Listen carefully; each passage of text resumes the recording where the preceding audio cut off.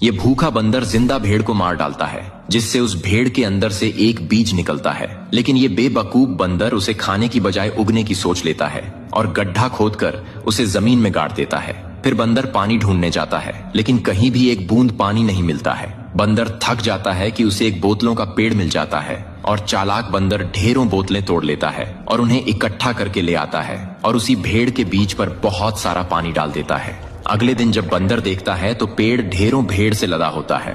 बंदर भेड़ को मजे से खाता है और रोने लगता है। फिर लाइक सब्सक्राइब नहीं किया।